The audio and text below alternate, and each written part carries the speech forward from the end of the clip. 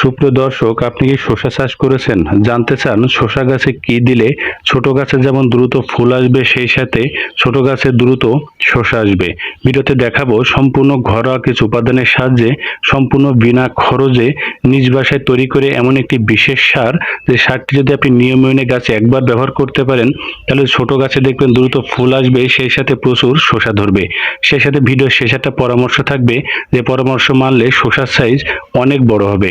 নিজ বাসায় এই বিনা খরচে অর্গানিক সারটি তৈরি করার জন্য প্রথমে একটি পাত্র নিতে হবে। আমি একটি মাটির পাত্র নিয়ে নিলাম। এরপর নিতে হবে একটি কাঁচি।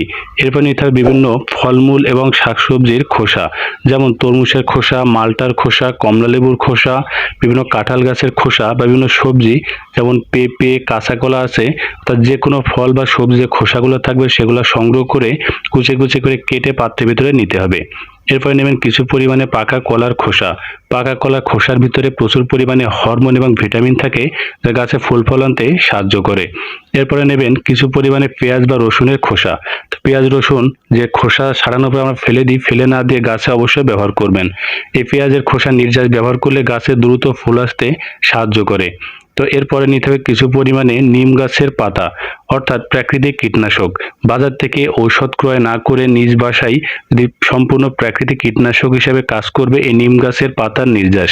তো একইভাবে কিছু নিম গাছের পাতার নির্যাস নিয়ে নিন। এরপর নিতে হবে কিছু পরিমাণে পাকা মরিচ। পাকা মরিচ সাধারণত যে কোনো পোকামাকড়কে গাছ থেকে দূরে রাখে, গাছের যে গোড়ার মাটি থাকে এটা পরিষ্কার করতেও সাহায্য করে। কিছু পাকা মরিচ নিয়েও একইভাবে ছোট ছোট করে কেটে নিন। এরপর নিতে হবে সবুজ সার।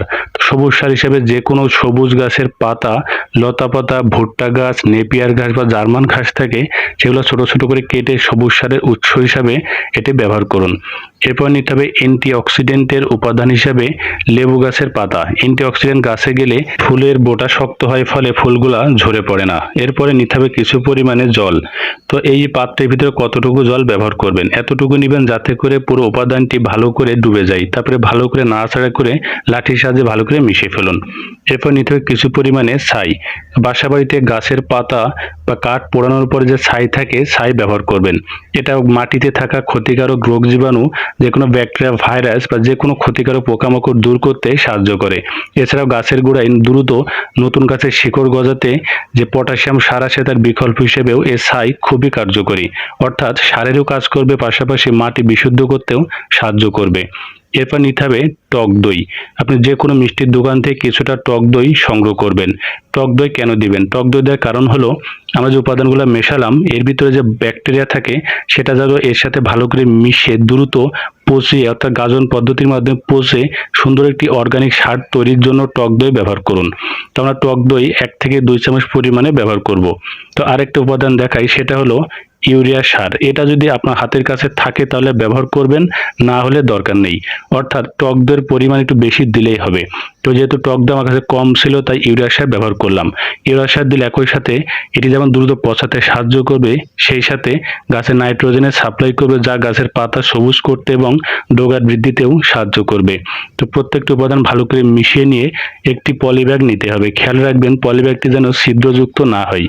এখন ভিডিওতে যেভাবে দেখাচ্ছে সেভাবে পলিব্যাগটি ঠিক উপরে এভাবে মুড়িয়ে দিয়ে শক্ত দড়ির সাহায্যে ভালো করে চারপাশ শক্ত করে বেঁধে দিন। খেয়াল রাখবেন বাইরে থেকে যেন ভেতরে কোনো বাতাস প্রবেশ না করে। এটাকে বলা হয় ব্যাকটেরিয়াল ফার্মেন্টেশন প্রসেস বা গাজন পদ্ধতি। গাজন পদ্ধতির মাধ্যমে উপাদানগুলো দ্রুত পচে এটা অর্গানিক সুন্দর একটি সারে পরিণত হবে। তো এটার জন্য এই যে পাত্রটি আমরা একটি জায়গায় রেখে দিলাম। তো এটা মোটামুটি 2 থেকে 3 সপ্তাহ আপনি যদি রেখে দেন, সেটা আপনি চাইলে মাটিতে গর্ত করেও রাখতে পারেন, অথবা বাসার পাশে যেখানে সূর্য আলো পৌঁছায় না এমন জায়গায় রেখে দিতে পারেন।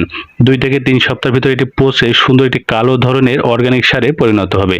যেহেতু আমি সাথে সাথে উঠালাম সেজন্য এটা পরিবর্তন হয়নি। আপনি 2 থেকে 3 সপ্তাহ রাখলেই দেখবেন এটা পচে, অর্থাৎ পানি শুকিয়ে যাবে, একটি অর্গানিক সারে পরিণত হবে। এখন এই সারটি গাছে ব্যবহার করতে হবে। তার জন্য প্রথমে কি করবেন, এই যে শসা গাছ থাকবে তার গোড়া যে আগাছাগুলো থাকবে এগুলো পরিষ্কার করবেন, কারণ আগাছা থাকলে সার ব্যবহার করলে সারের উপাদানগুলো নষ্ট হয়। তাই প্রথমে আগাছা পরিষ্কার করে নিড়ানি দিয়ে ভালো করে গোড়াটি খুঁড়ে নেবেন। মূল গাছের গোড়া থেকে অন্তত 4 থেকে 6 আঙ্গুল দূরে মাটিটি খুঁড়ে নিয়ে তারপরে সারটি ব্যবহার করে পর্যাপ্ত পরিমাণে জল গাছের গোড়ায় দিয়ে দিবেন। আরেকটা কথা বলি যে শসার আকার বড় হয় না আপনারা বলেন, শসার আকার গ্রীষ্মকালীন সময় বড় করার জন্য গাছের চারপাশে পর্যাপ্ত পরিমাণে জল দিতে হবে, কারণ এই সময় মাটি শুকিয়ে যায়, গাছের বৃদ্ধিও কমে যায়, শসার সাইজও ছোট হয়ে যায়। অবশ্যই পদ্ধতি মেনে চলুন, শসার ফলন বাড়বে।